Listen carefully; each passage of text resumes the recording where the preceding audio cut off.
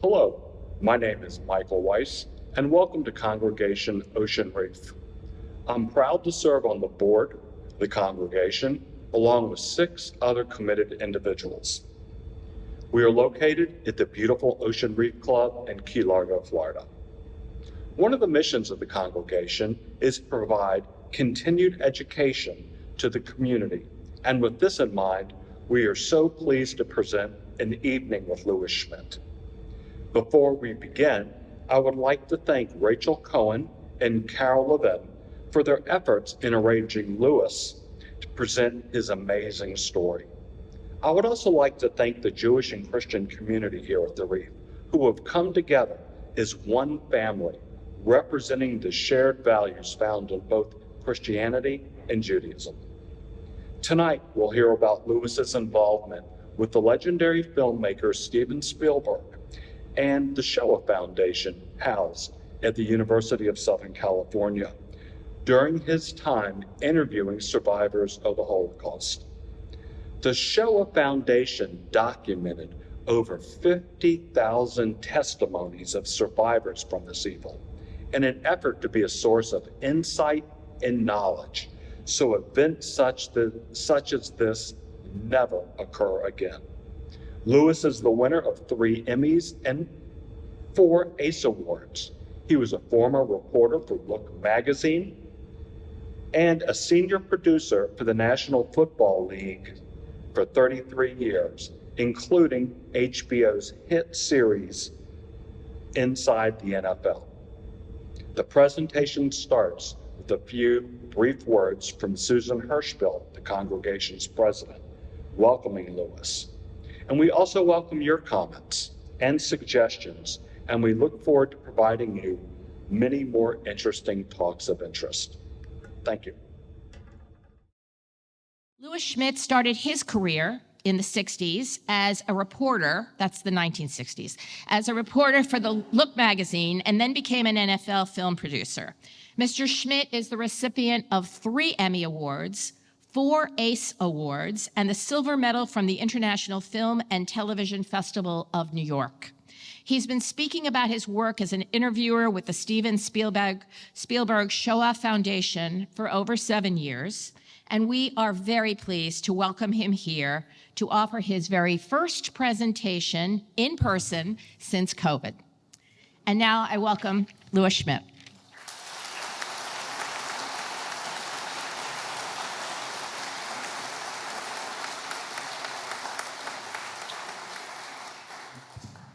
Thank you, Susan. Am I on here? Yeah, can everyone hear me? Okay, now we got it.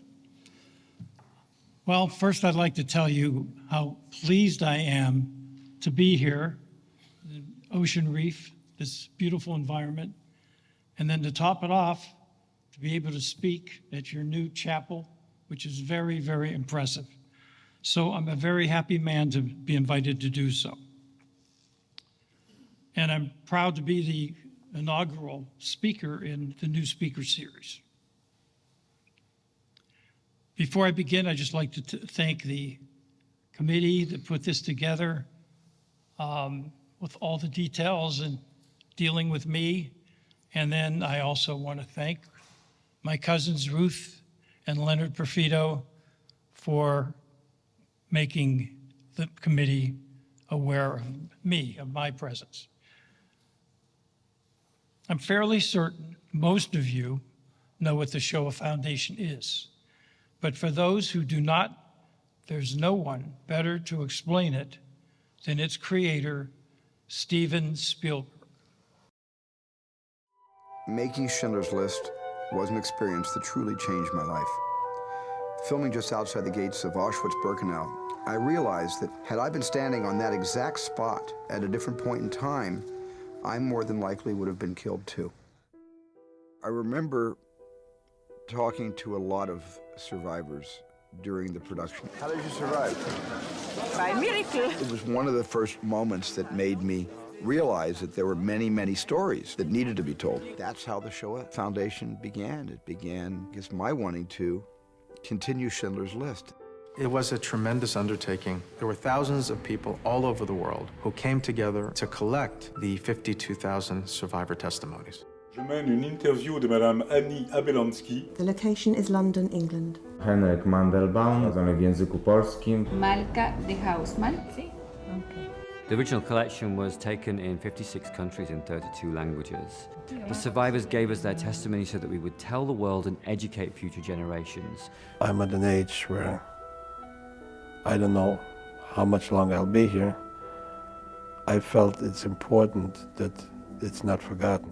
The survivors who give us their stories trusted us to hold on to those stories and teach with them far into the future. So it's our responsibility to preserve them, to make sure that they're here now and 100 years from now. Here is a place where we explore ideas of all kinds. We want our students to understand the world as broadly as we can, and the Shoah Foundation does that. It really addresses humanistic problems.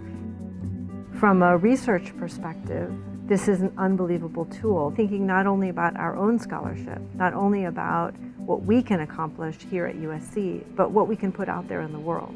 This archive is based at USC, but we have many university partners around the world. We work with faculty and students in many disciplines. Students are watching testimony in their own languages, learning what it means to be human and to go through that experience and to make it part of their story in the world today. We're going to be listening to individual stories because history happens to individuals.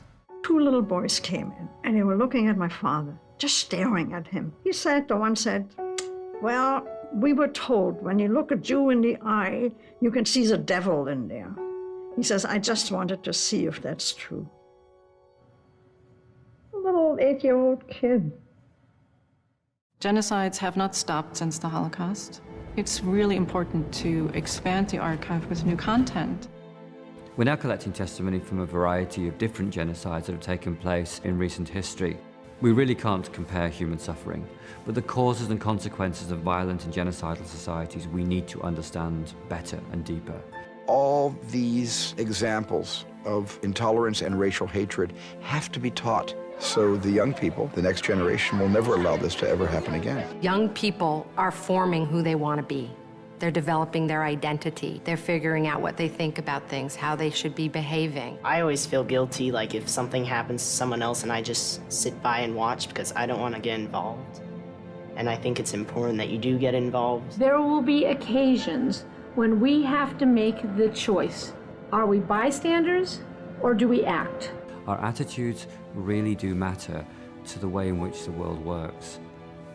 If we can't make this work in our own backyard, we'll never make it work in the world. When you see an injustice, stand up and speak up and take a stand. Try to understand each other. And if you cannot love each other, at least respect each other. We have a message. We were there. We can talk about it. I've seen young people, young students who have seen these testimonies. It does change them.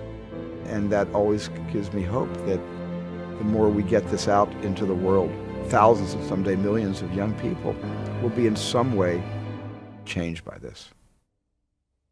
And these survivors who are now educators, they can change the world.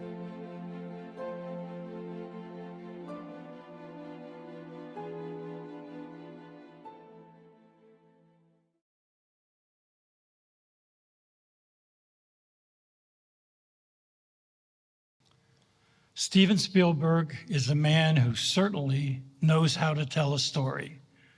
Well, I have an important one to tell you also. And I'm confident that you'll find my speech today to be powerful, personal, passionate, and enlightening.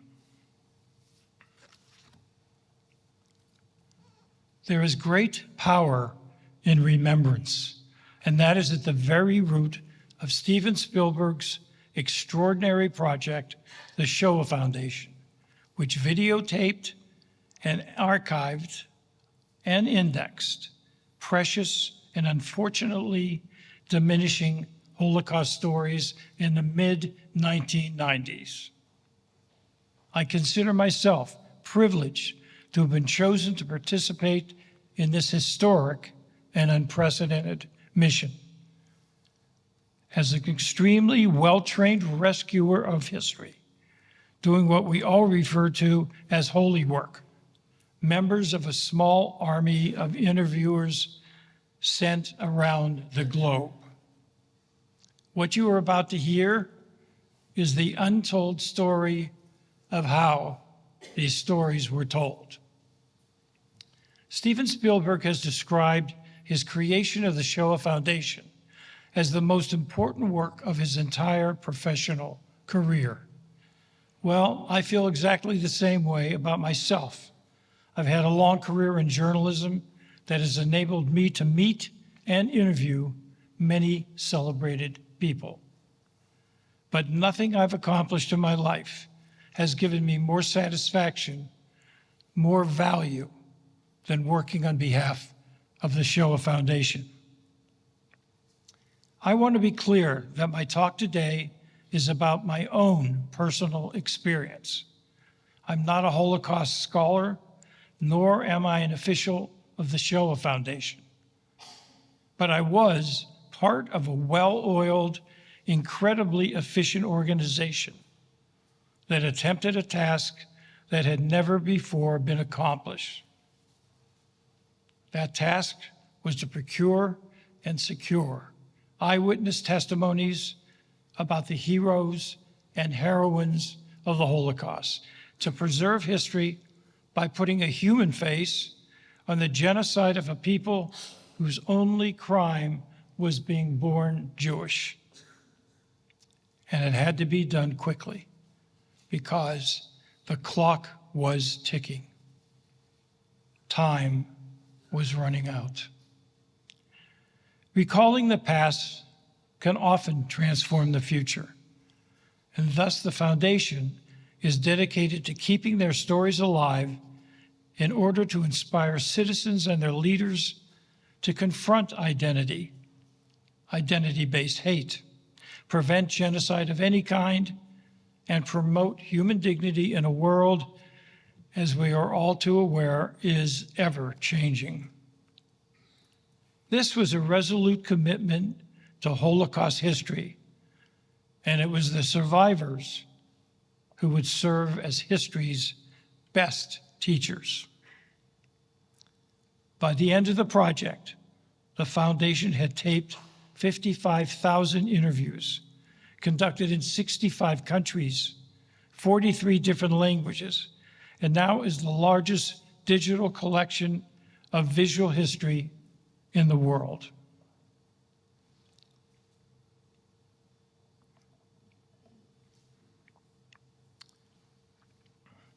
I was born in 1940.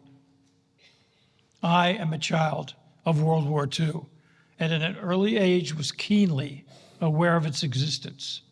I remember the blackouts, rationing, and my uncles in uniform.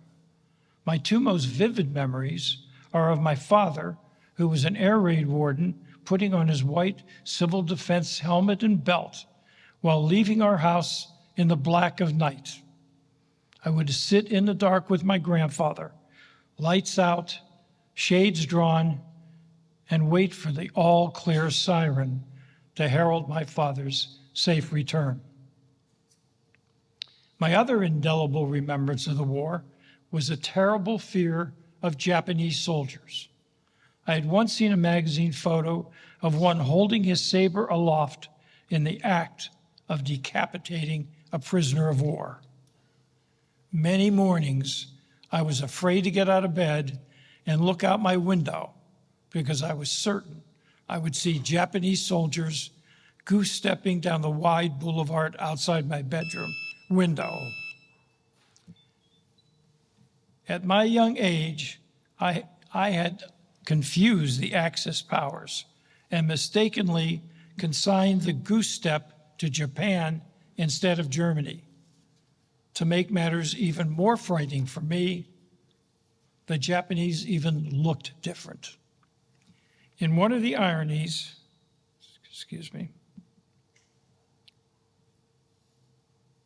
that life seems to offer so often, a few years ago, my youngest son, Jake, married a Japanese-American girl from San Francisco. Her family got a big laugh when they first heard my wartime story. But there's another more serious side to this anecdote, because my daughter-in-law, Leslie, who's a fifth-generation American, had grandparents who, along with 110,000 others of Japanese heritage, at the cost of their freedom, livelihoods, and dignity, were incarcerated in internment camps on the West Coast for the duration of the war. In 1942, after the U.S. finally entered the war, President Franklin Roosevelt signed Executive Order number 9066, which forced Japanese American citizens of this country to evacuate their home. To emphasize the injustice of this black mark on our country's history, Leslie's grandfather and his brothers were serving as clerks in the U.S. Army at the same time their wives and children were imprisoned behind barbed wire. Those early experiences were the genesis of my lifelong fascination with World War II. And 40 years later, in 1994, when I watched Steven Spielberg accept his Academy Award for his iconic film, Schindler's List, I raptly listened while he explained his life-altering experience while filming it. It was there on the Academy stage that night that he revealed his concept for what would soon become the Shoah Foundation. And when I heard it, I knew I had to be a part of it. I immediately wrote to the Foundation's headquarters at DreamWorks Studio in Los Angeles and told them of my desire to participate. And I soon received a reply. They would contact me once a Philadelphia office was established. I had nearly given up hope when a year later, an application finally arrived. Thus, in mid-June of 1996, I found myself on the campus of Gratz College in suburban Philadelphia for 3 grueling days of intense 10-hour training sessions with 220 people from all corners of the country, even some from overseas. Among them were nuns, journalists, teachers, historians, psychologists, children of survivors, and even, I was once told, the German progeny of a former Nazi. We listened to the LA-based staff explain the purpose of the project, met with newly appointed regional coordinators, and critiqued hours of previously taped survivor interviews from around the country. Our training homework load was enormous: a hefty training brochure, scores of historical texts, hundreds of pages of geographical notes, endless amounts of maps. We heard about death marches, liquidations, and crematoriums. And we had lectures on the technique, methodologies, and problems associated with taping testimony. Most surprisingly, we also were notified for the first time that only a few of us in the room would make the final cut to be official Shoah interviewers. Indeed, at the beginning of each session, we noticed there were fewer and fewer of us in the room.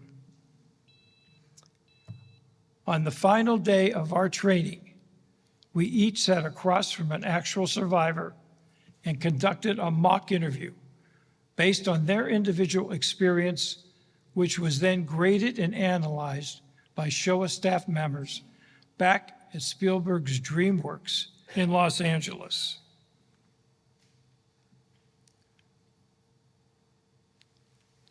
Days later, we were informed that the total number of applicants had been whittled down from the original 220 to a final 47. And I was very fortunate to be one of them.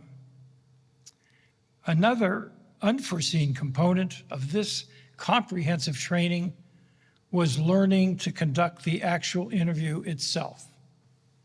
In the 1960s, I had been a reporter for Look magazine in New York, and then a senior producer for the National Football League for 33 years.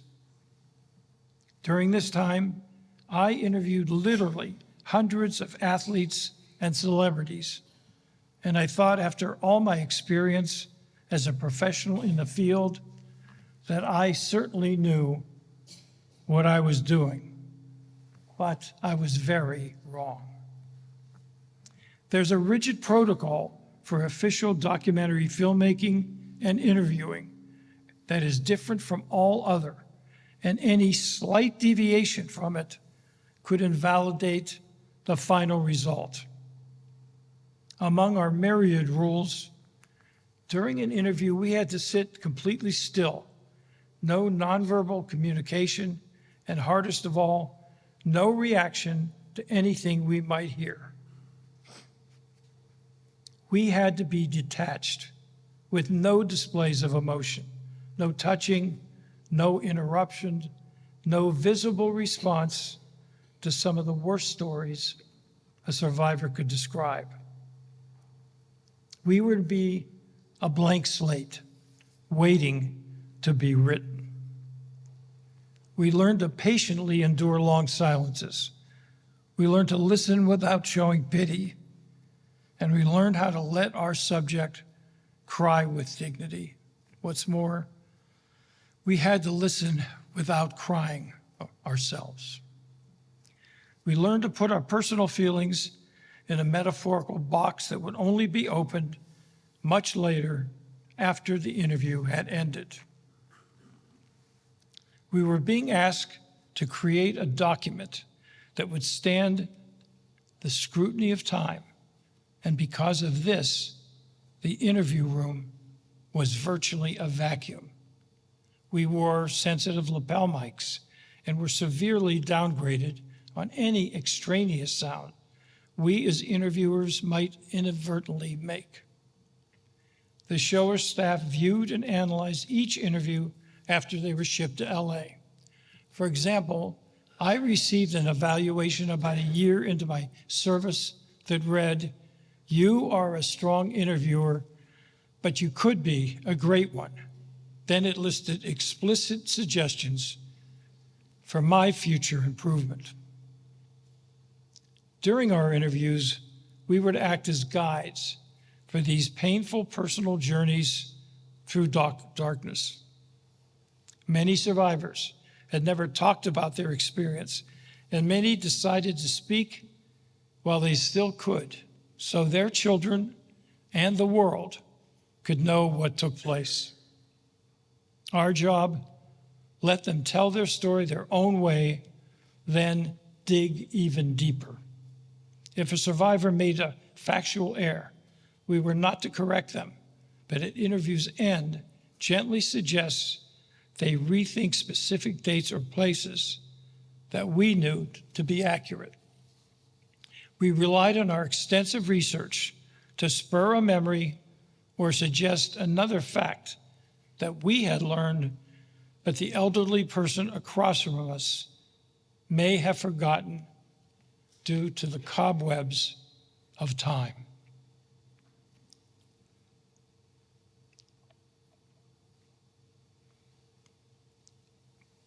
I was the leader of a three-man crew consisting of myself, the interviewer, and,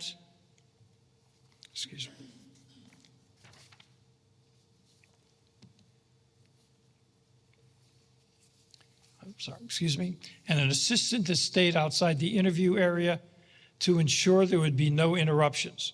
If there was any stop in the taping for any reason, the entire process would be tainted. The only breaks allowed came when the tape ran out every 30 minutes. Then there was a brief period for standing, stretching, a bathroom break, and perhaps some encouragement. Most of these sessions took at the very least 4 to 5 hours. Some of the more memorably exhausting ones, we were told, lasted as long as 15 hours. Many afternoons or evenings after leaving an interview, I pulled my car to the side of the road and sat alone for great lengths of time, attempting to absorb what I just heard.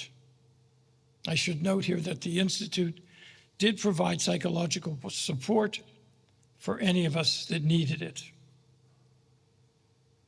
Then the foundation allowed us to marinate a few days before scheduling a new assignment for us. The first step after being given a new assignment was the all-important pre-interview, in which 1 week before the official talk was scheduled, I went alone to the survivor's home, where all these interviews were conducted, to meet for the first time and perform a well-researched 2-hour review of their life. This initial meeting also served as a critical icebreaker between the two of us. Then, armed with this fresh information, I had days of further study to prepare for the official interview itself 1 week later. I can't emphasize enough the tremendous weight of responsibility I personally felt to conduct an interview that would maximize the results of this precious one-time opportunity for each survivor. On the day of the taping, everyone on my crew had their assignments. My assistant took all phones in the house off the hook. Remember, this was 1996, and everyone had a landline, and a do not disturb sign was placed on the front door. All clocks and watches were removed. The air conditioning turned off because its constant hum would be picked up by our microphones, and I placed a glass of water and tissues within reach of the interviewee. I made sure the survivor was seated in their own most comfortable chair, and all distracting artwork behind them was removed. The camera's total focus had to be on the survivor. Our professional videographer was provided with state-of-the-art broadcast quality Betacam SP video, which was the standard TV format in the 90s. The interview was slated with the date, survivor's name at birth, my name, the city and country where the interview took place, and the language that would be used. Only then could I give the signal to begin. All our interviews were divided into 3 distinct parts: pre-war, war, and post-war. Some of our first pre-war questions might have seemed a bit odd to the survivor, but they often prompted revealing and unexpected answers. What kind of a child were you before the war? What did your mother cook for dinner? Do you remember certain household smells? And of course, did you personally encounter any acts of anti-Semitism? The less pointed and reflective questions were saved for the very end, the post-war segment. How often do you think about the Holocaust? In what ways did it shape your life? Why do you think you survived? And now, 50 years later, what message might you give to future generations? Forgive me. At the conclusion, the survivor was invited to ask any spouse, children, and grandchildren to appear on camera with them for the final moments. The very last shot of every interview was of the survivor seated on a sofa, surrounded by family, if indeed they were fortunate enough to have any family. On September 13th, 1996, I conducted my very first interview. Right from the start, everything I learned and the protocol I was given in my training went right out the window. In a determined voice that made my heart sink, this man completely ignored my first question about his pre-war life and informed me that he wanted to reveal something he had never spoken about to anyone before. I am using this chance to speak directly to my sons and finally explain to them why I am the kind of father I've been, he told me. As a child in Romania, he had suffered a traumatic incident with his own father that was totally unrelated to the war. But he was now on a verbal roll. We were off topic, but there was nothing I could do but listen, all the while pondering how long and how painfully he must have waited to finally get this burden off his chest. Stunningly, for a man who had kept his feelings and Holocaust history locked deep inside of him for most of his life, he is today very active as a public speaker. He talks to school children about the lessons of the Holocaust, and several times I've seen articles in the local newspaper that depict him surrounded by school children. Remember, this was a man who kept completely silent for over 50 years. The Shoah Foundation had opened a window for him, and his life was changed forever. Maya Angelou once said, "There is no greater agony than bearing an untold story inside of you." After this shaky beginning, he finally began to tell his Holocaust story. At age 15, he and his family were deported to Auschwitz, existing on small pieces of bread and stolen potatoes amidst horrific conditions. Then the Nazis forced him and thousands of younger inmates on a death march to Dachau. Once there, after months of working endlessly at crushing hard labor, he felt he could go on no longer and requested a visit to the infirmary. That act in itself was a death wish, because it signaled to the Nazis that your usefulness was over. Yes, they nursed you back to health, then put you to death. On April 29th, 1945, resigned to his fate, he was ordered to join a long line which slowly inched closer to its destination, the camp's crematorium. As this silent column of prisoners turned a corner, ominous smoke curling up from a chimney was visible. There stood a low-slung, one-story building known as Barracks 10, Dachau's gas chamber. Every inmate knew they literally had minutes to live. Suddenly, whispering was heard throughout the line. Strange, because this was impermissible. The voices got louder. What's happening? Where are the guards?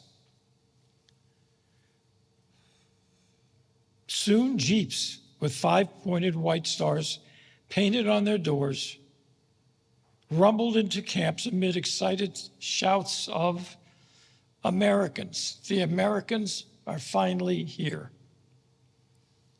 On this providential April day, the prisoners of Dachau had been rescued by the U.S. 7th Army. I can't begin to describe to you what it was like sitting across from this hunched man, hearing his story told in a stoic monotone. It was like an overly dramatic fictional Hollywood ending, except it was true. This had all happened. The survivor's tale of the fragility of life was amply documented. He had survived the terror and utter hopelessness of the concentration camps. This, to me, is the quintessential Holocaust story. The difference between life and death measured in minutes. Yes, many were saved, but think about the unfortunate souls that were not rescued that very same day, but might have been, but for a few precious ticks of the clock.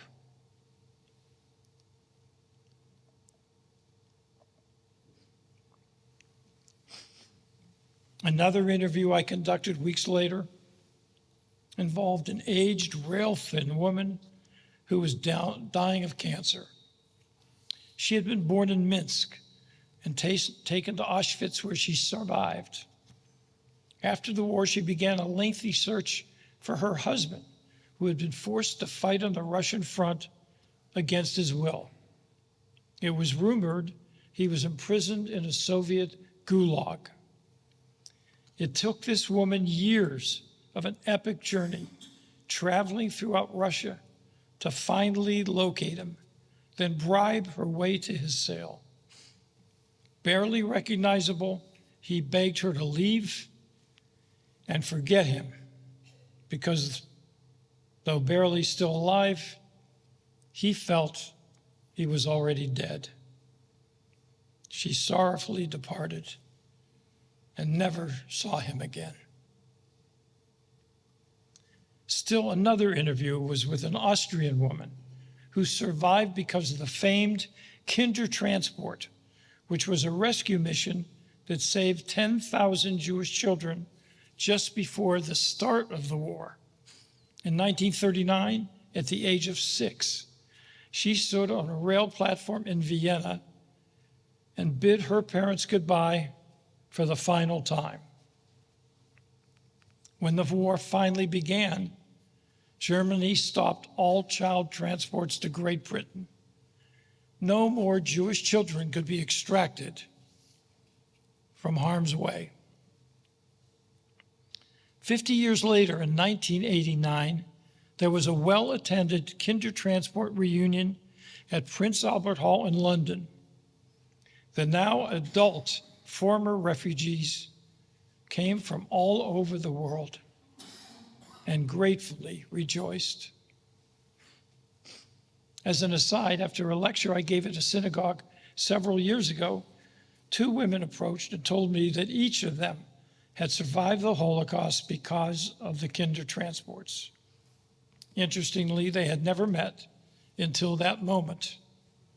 For me, their very presence crystallized the words of my speech into the powerful reality of seeing these 2 women alive and standing right before me. Another interview I directed showed just how close to home these assignments could take me. It occurred in Bala Cynwyd, a Philadelphia suburb where I was living at the time. When I went for the pre-interview to meet the survivor, I realized I had driven by her corner property countless times and was always struck by the beauty of her landscaping and location.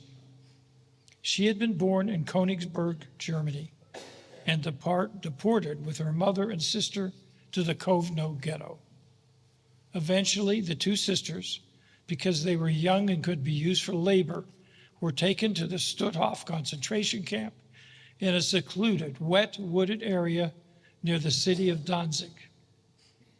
Conditions in this camp were unrelentingly harsh and severe. But the 2 sisters managed to bribe a guard to bring their elderly mother from the ghetto to be with them. She was hidden under bales of hay in a horse-drawn cart that made its way to the camp many miles away. When the cart arrived, the two daughters discovered their mother had died from exposure during this trip. Distraught, they bribed the guard once more, this time for a shovel to bury their mother. He permitted them to drag her body into the woods on the fringe of the camp, but the freezing ground was too hard to penetrate with the shovel. The two sisters had to cover their mother's body with fallen tree branches, whisper a final hurried prayer, and return to the camp heartbroken. After that interview, whenever I drove past this beautiful house in my own neighborhood, all I could think of was behind the doors of this seemingly peaceful home was a woman who had endured and survived unimaginable mystery and unspeakable horror.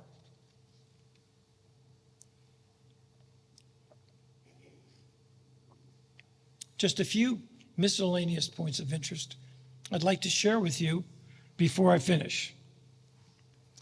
In 2006, Steven Spielberg donated the Shoah Foundation to the University of Southern California, so its official name is now the USC Shoah Foundation, and the organization is now dedicated to taping testimony of genocide survivors of any kind.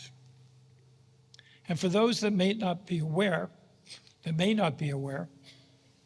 Shoah is the Hebrew word for catastrophe, or in this case, Holocaust. Throughout my time with the Shoah Foundation, a surprising hurdle I occasionally faced was my last name, Schmidt. It's a very common German name, uncommon to Jews.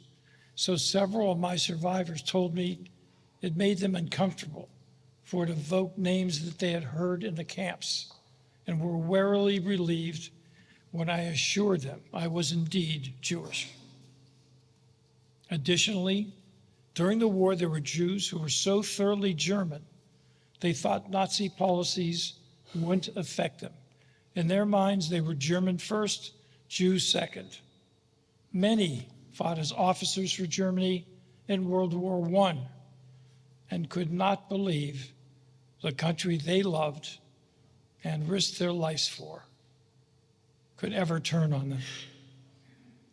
And lastly, a compelling aspect of the Holocaust is the phenomenon of lost Jews. Many Jewish children were secretly placed with Christian families who adopted them when their deceased parents were unable to claim them after war's end. Many children never knew about their religious roots, and many to this day are still unaware. Others who did know only revealed their true religion in deathbed confessions. One fascinating story some of you might have heard about came from a woman I knew who for a time was a television reporter in Philadelphia. After getting a network TV job in New York, she later married the celebrated broadcaster Peter Jennings. Her name is Kati Martin, spelled M-A-R-T-O-N. Martin is now a renowned journalist, author, and human rights activist who has enjoyed a vibrant career. She knew she was born a Catholic in Hungary, but it wasn't until she was on assignment in Budapest, researching a book about Raoul Wallenberg, that she accidentally discovered her true origins. During her stay, an older couple approached and told her they once knew her parents. When Kati asked how, they replied they belonged to the same synagogue. Martin laughed and said they were mistaken, but the Hungarian couple persisted. And when Martin returned to the US and confronted her parents, they finally told her of her Jewish roots. She was truly a child of the Holocaust. Thus ended a 31-year deception that included the disclosure her grandparents were murdered at Auschwitz. This shocking discovery altered Martin's life forever and created a rift with her parents that lingered until their deaths. Since then, Martin has written several successful books with Holocaust themes. And after Peter Jennings' death, she married a Jewish man, the well-known diplomat and world troubleshooter Richard Holbrooke, who also passed away not long ago.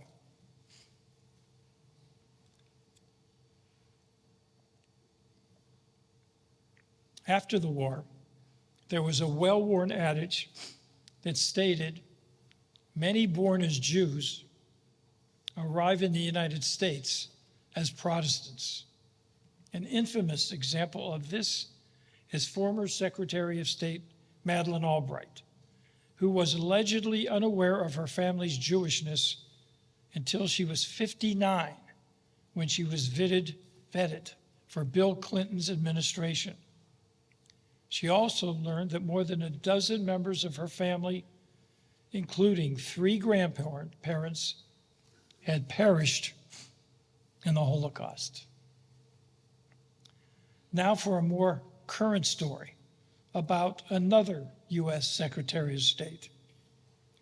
President Joe Biden's new top diplomat, Tony Blinken, comes from an extremely accomplished Jewish family. His father, Donald Blinken, served as the U.S. ambassador to Hungary. His uncle, Alan Blinken, served as the U.S. ambassador to Belgium. But it is Tony's stepfather, Samuel Pizar, who has exceeded them all as an extraordinarily influential world political advisor who mixed with presidents and prime ministers alike. In 1929, Pizar was born into affluence in Białystok, Poland, where the Jewish community comprised over 60% of the population. In 1939, when the Nazis invaded Poland, they murdered Pizar's parents and younger sister, Frida. Over the next 6 years, young Pizar survived one concentration camp after another. Near the end of the war, at the age of 16, he was part of a 3-day death march in Bavaria. At dawn of the 3rd day, a squadron of Allied fighter planes swooped low and strafed them, thinking they were German troops. As soldiers and prisoners hit the dirt, a group of prisoners made a break toward the Bavarian woods. Every would-be escapee but one was shot and killed. Samuel Pizar was the sole survivor. After hiding in the hayloft of a barn for days and unsure where to turn, one afternoon he peeked through the wooden slats of the barn and saw a huge tank leading an armed convoy coming toward him. On its doors, instead of the Iron Cross he was expecting to see, he saw white stars. Pizar ran out of the barn toward the tank, waving and screaming. The hatch opened and Corporal Bill Ellington, an Afro-American GI from the all-black 706th Tank Battalion and the son of a slave, looked down at him. Pizar fell to his knees and uttered the only 3 words of English his mother had taught him: God bless America. The soldier lifted Pizar into the tank, into America, and into freedom. Eventually, Pizar became an American citizen by a special act of Congress. He graduated from Harvard Law and in 1960 was appointed by his Harvard classmate, John Fitzgerald Kennedy, to his economic policy task force. Fazar was a man with immeasurable talents who once composed the lyrics for Leonard Bernstein's Symphony Kaddish. And in 2009, in one of the highlights of his life, he performed the concert to a hush audience at Yad Vashem in Israel. His daughter described it this way: it was as if he was reciting Kaddish for all the 6 million Jews of the Holocaust. During the memorable events marking the 50th anniversary of the Allied victory in Europe, President Bill Clinton publicly recounted Fazar's traumatic and dramatic childhood story. French President Jacques Chirac also referred to Fazar's life and achievements during his historic speech when, on behalf of his nation, he admitted France's responsibility for crimes against Jews committed by the Vichy regime. Fazar harbored a well-known and long-held anger at God for allowing the Holocaust.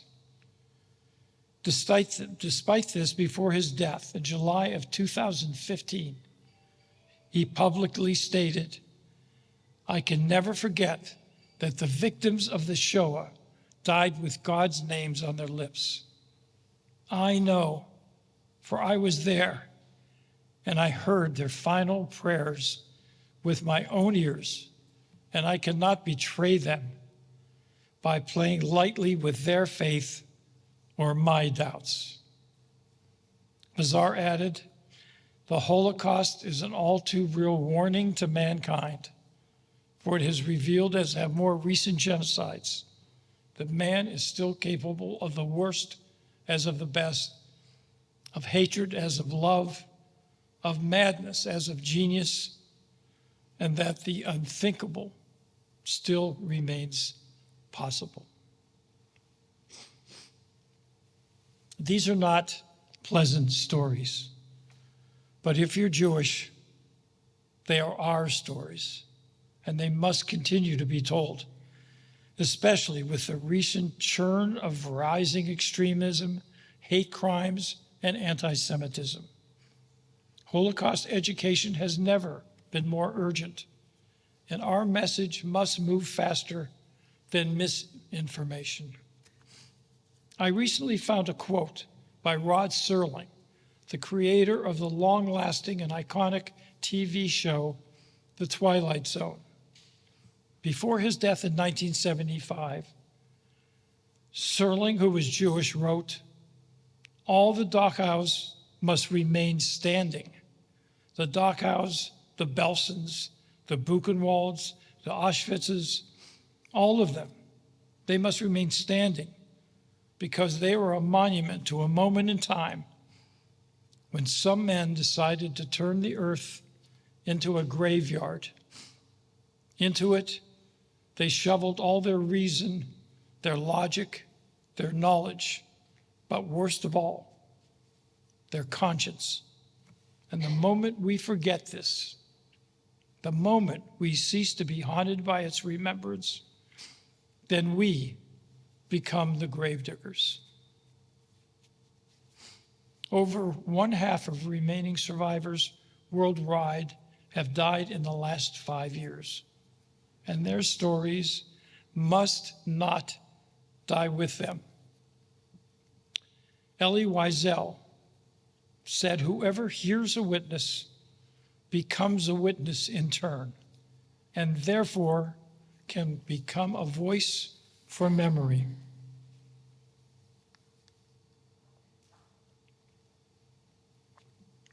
After the Shoah Foundation has finished its mission and closed its regional offices around the world, my wife Jan and I traveled to LA and visited Steven Spielberg's DreamWorks studio, the foundation headquarters.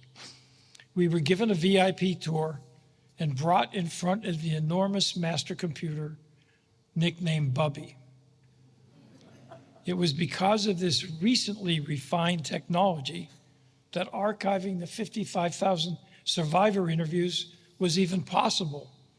Remember, powerful computers back then tended to be quite large and clunky. My name was fed into the archive's mainframe, and a huge arm hovered overhead and delivered me a printout of all the interviews I had personally conducted for the foundation. DreamWorks was the perfect place for me to achieve closure to my career as a shower interviewer, for everything about the foundation was top-notch. Exactly what you'd expect from any production created and directed by Steven Spielberg. In conclusion, I would like to remind you that today I have spoken to you about the fortunate survivors,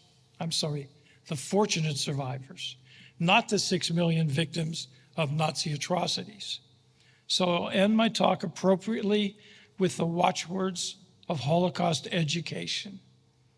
Never forget, and never again. And never again depends on you. Thank you for listening.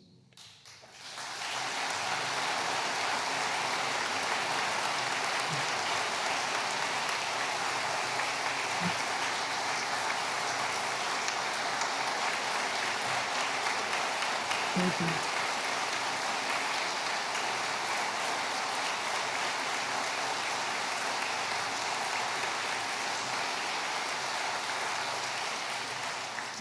Thank you. That was very nice.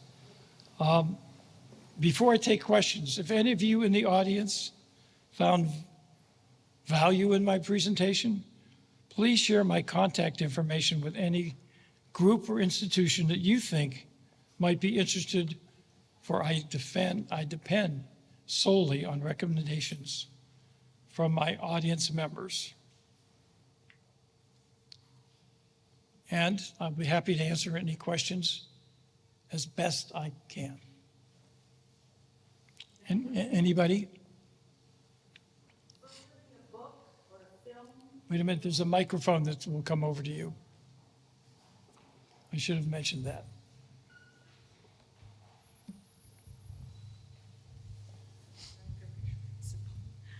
Would there be a book and or a film that will be released of the findings of the interviews? I'm sorry, about the Shoah Foundation? No. Will there be a film that one can watch the interviews, or a book that will be released about the interviews? Well, there are 55,000 interviews, so that's a little extreme to enclose in a book. But I will tell you, everybody hear this, and you probably know this. You can go to any library and put in, if you don't know a survivor, if you don't know a name, you can put in a subject. For instance, I mentioned forgotten Jews that didn't know they were Jewish. You can type that in, and excerpts from any interview that mentioned that over these 2 years will come up, and you can read it. And this may not seem so unusual now, but think back in the mid-90s, and computers were just coming into the foreground. And when people heard about this, it was just remarkable. And so all these interviews all over the world in any language are available to anybody who wants to listen to them. Anyone else? Wait for the mic, please.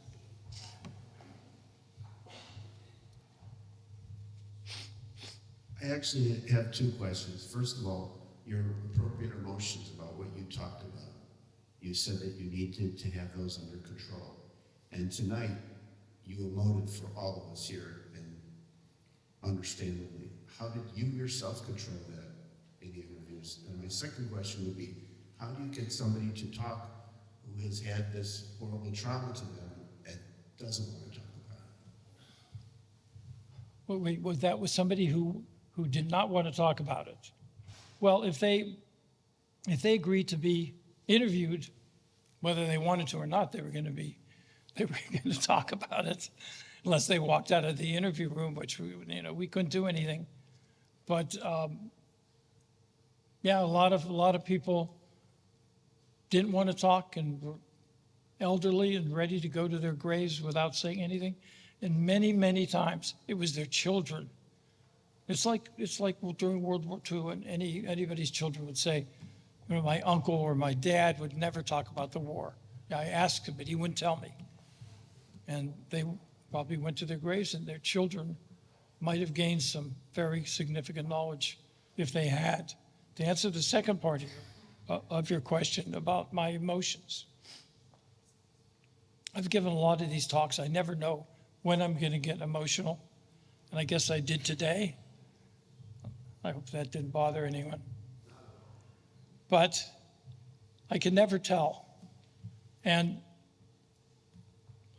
as I continued doing this, I started noticing what was it that set me off, what got me emotional. And very interestingly, I found that whenever I mentioned the United States Army, freeing Dachau, lifting this child into a tank as a proud American, it just touched me so much. And it still continues to do that. I hope I answered that. Anybody else? Somebody over here. Where's the... Did you say, are there any survivors left? Or are they all? No, there's many left, but they're dwindling very rapidly.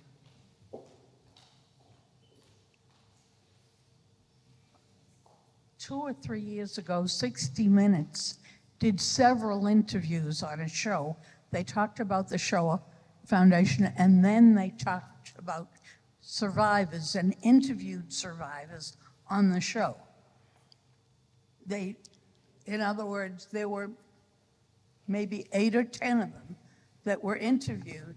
And I'm sure if you go back... Wait, please talk in the microphone. I can't hear you. If you go back to 60 Minutes, previously, I would guess, and you put the Shoah Foundation in, they did a show on it, and they did interviews with previous people that had been in the camps and that had survived.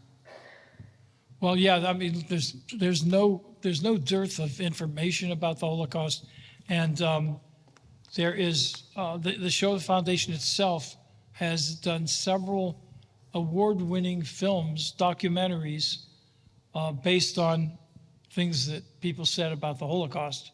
So, it doesn't take much to find out about it. But of course, there are people in this world that doubt it, and you could put it in front of their face and they would still doubt it. So that's just the way it is. But if you want to learn more or hear more or see more, you have ample opportunity. Yes. How can we teach our children? Because history is not taught in the schools any longer. What can we do to teach our children? Well, several cities that have Holocaust history taught as part of their curriculum. So some do, most don't. But was there another part of that? I'm sorry, I didn't hear the whole question. But people do talk about it, and they do talk to children, and it makes a big difference. I just recently had a session with, believe it or not, I think you will believe it, a speech therapist, because I'm getting older, and coincidentally, my vocal cords have gotten older along with me. And I've been told that they are stretching. And so I knew I was coming here. I think I mentioned, this is my first talk in person since the pandemic. I spoke on Zoom all over the world, really. And I have a question. I don't know if you were aware of a program that was started pre-war in 1936 by Mrs. Roosevelt to bring some children from Germany on ships. My husband was part of one of those children, and he wouldn't do a testimony for the Shoah Foundation because he said he was lucky and it wouldn't be respectful to the people who really suffered. So he wouldn't do it. And then years later, when he was in his 80s, my children sat him down and they had somebody interview him. So she's not from the Shoah Foundation, but we have it, you know, a video of him. But did you interview any of those people, any of those children? I can't answer that, but I'm very glad. This was your father? My husband. Your husband, wow. Yeah, yeah. Well, I'm very glad he did it. Is he glad that he finally? Well, he had passed away about 10 years ago. He was much older. He was, when he did the interview, I think he was 82, I think, at that time, and my children were worried that he wouldn't tell about it because he would never talk about it. Right. But he did talk about it, and we do have it right now, so. My question to you is, was he glad he finally? Was he what? Was he glad he finally? He was. I think he was glad that he spoke about it. Yeah, I think so. But at the time when he was asked by a friend to give testimony for the Shoah Foundation, he just refused, and he very rarely talked about anything that went on. So, that's understandable. Yeah. I mean, we got 55,000 interviews, but there's many more that we never did get. So those stories are lost. Louis, thank you so much. Thank you.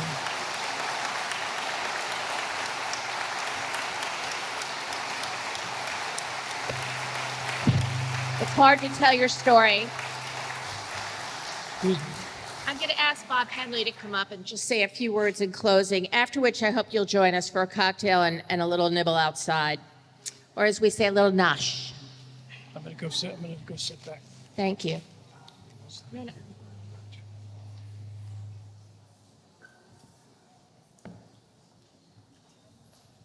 One of the people that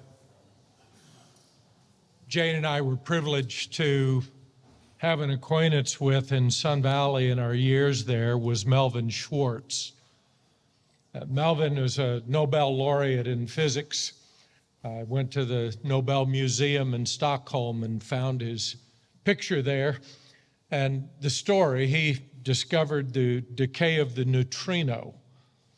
And the way in which he did so was by asking this question: how do you measure what's not there? And that question haunts me about the Holocaust.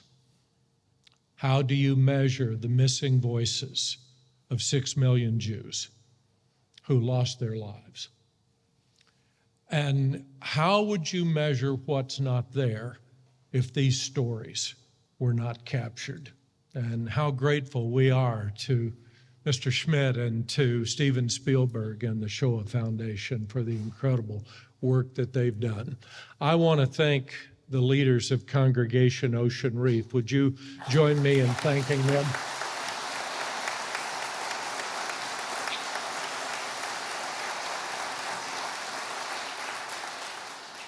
And I want to say particularly to my Christian friends in the room, we have a particular obligation with respect to the Holocaust, because it was ignored for too long that the roots of anti-Semitism are deeply within the Christian church. And Christians, in many ways, our beliefs are at the roots of what happened. And one of the small ways in which we can express our deep sorrow and our deep regret for that is to be some of those who advocate for telling these stories and making sure that they are never forgotten. I'm really proud of Ocean Reef for turning out today. Thank you.